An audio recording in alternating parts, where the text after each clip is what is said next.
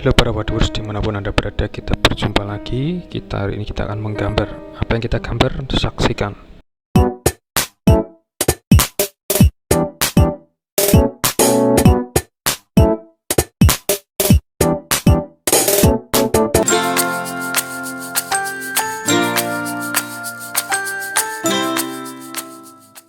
Ya, hari ini kita akan menggambar salah satu tokoh yang terkenal dalam mempersatukan Nusantara di bawah panji Majapahit, yaitu Mahapatih Gajah Mada. Seperti yang kita ketahui bahwa Mahapatih Gajah Mada itu dalam berbagai ilustrasi, gambar-gambar atau lukisan baik di internet maupun di media cetak selalu digambarkan dengan bertubuh besar, gemuk, tambun ya. Nah, apakah seperti itu?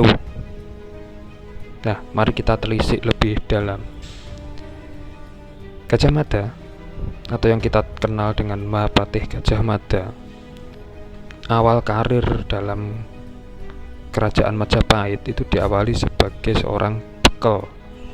Bekel itu semacam prajurit kecil atau prajurit biasa. Dari awal memang dia sudah bercita-cita sebagai seorang prajurit yang tangguh.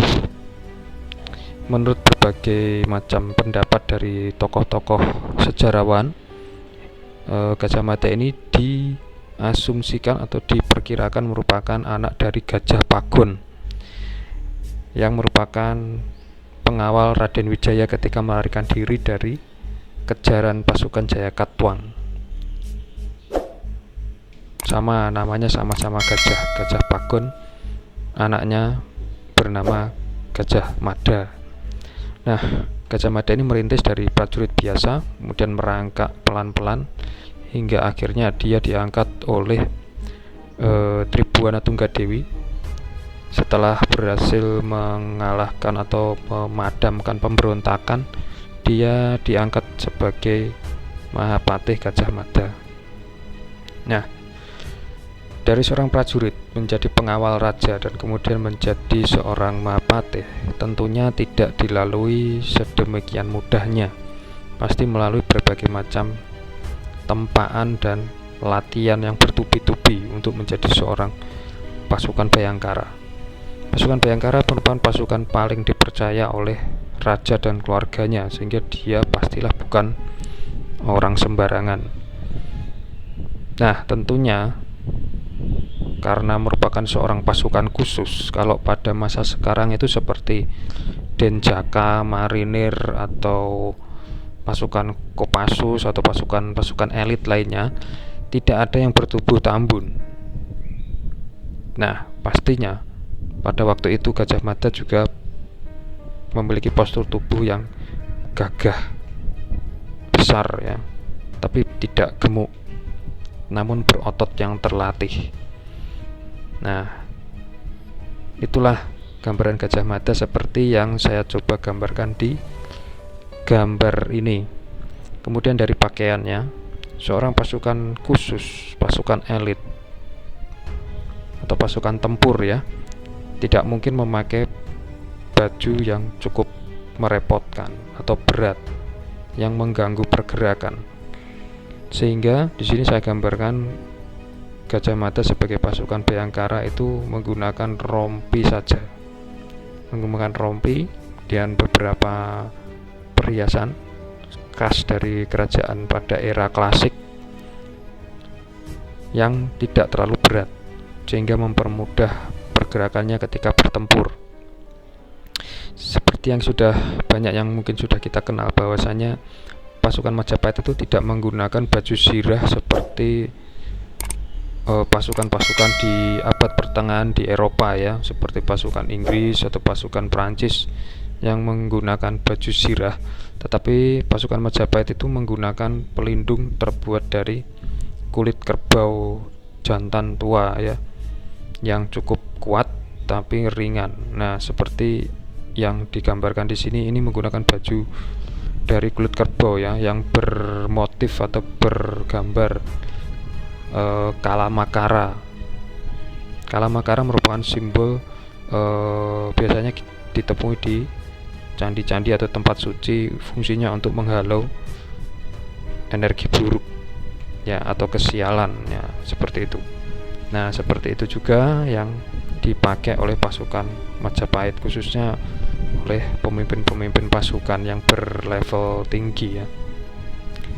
Kemudian juga ada apa itu namanya, kuncir rambut ke atas ya. Ini merupakan khas Majapahit, kuncir rambut yang ke atas.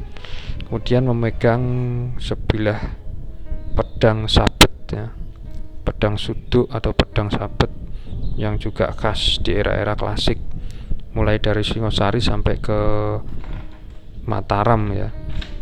Mataram, Surakartaan juga masih mengenal pedang sabet ini, atau pedang suduk maru, atau ada juga yang larbango ya, yang khusus digunakan sebagai senjata utama dalam pertempuran. Tidak lupa juga adanya keris pusaka di belakang ya. Keris pusaka di belakang ini menunjukkan tingkatannya atau level kebangsawanannya atau kedudukannya dalam suatu pemerintahan. Nah, ini diwujudkan dalam keris. Nah,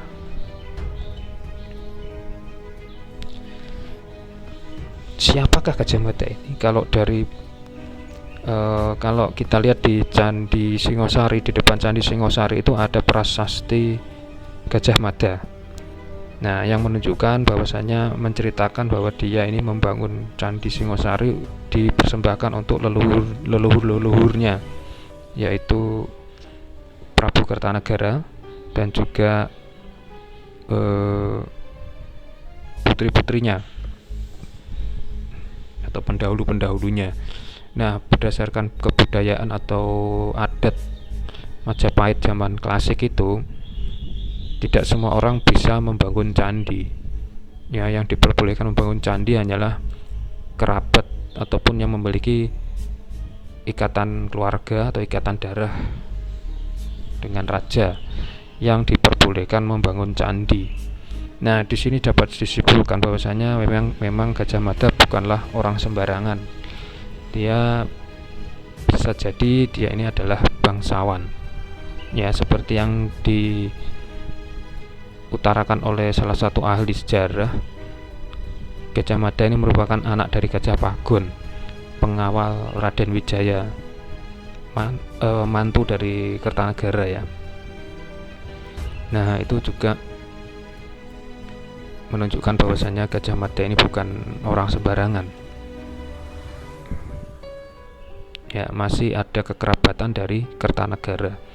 Seperti yang kita ketahui bahwa Kertanegara ini sempat melakukan politik ekspansi dengan mengirimkan armadanya untuk melakukan ekspedisi Pamalayu untuk menaklukkan Dharmasraya. Jadi Kertanegara juga punya konsep penyatuan Nusantara di bawah Panji Singosari. Nah, ini cita-cita ini dilanjutkan oleh Gajah Mada ya, melalui Sumpah Palapanya yang kelak kemudian hari menjadi cikal bakal bangsa Indonesia. Semoga bermanfaat.